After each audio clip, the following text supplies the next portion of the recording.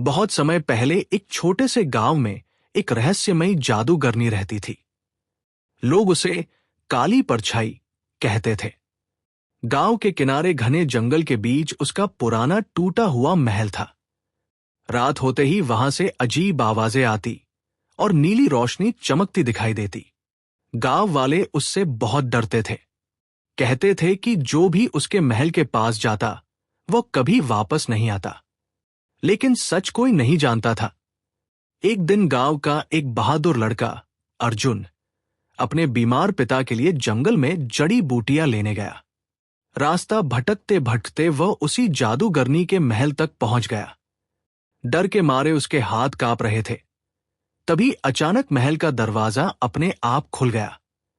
अंदर एक बूढ़ी औरत बैठी थी जिसकी आंखें चमक रही थी। उसने धीमी आवाज में कहा, डरो मत, मैं तुम्हें नुकसान नहीं पहुंचाऊंगी।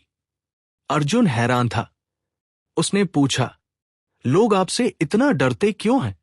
जादूगरनी की आंखों में आंसू आ गए। उसने बताया कि कई साल पहले गांव वालों ने उसे गलत समझ लिया था। वो काला जादू नहीं करती थी, बल्कि जड़ी बूटियों और जादुई शक्तियों से लोगों का इलाज करती थी।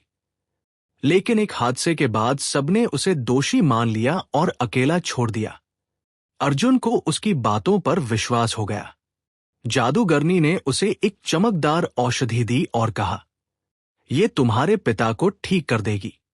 अर्जुन गांव लौटा और अपने पिता को वह औषधि पिला दी। अगले ही दिन उसके पिता पूरी तरह स्वस्थ हो गए। तब अर्जुन ने गांव वालों को जादूगरनी की सच्चाई बताई। धीरे धीरे लोगों का डर खत्म हो गया। उन्होंने जादूगरनी से माफी मांगी और उसे फिर से गांव में सम्मान दिया। उस दिन के बाद जंगल का वो डरावना महल लोगों के लिए उम्मीद और चमत्कार की जगह बन गया। सीख: हर डरावनी दिखने वाली चीज बुरी नहीं होती। कभी कभी सच्चाई जानने के लिए डर से आगे बढ़ना पड़ता है।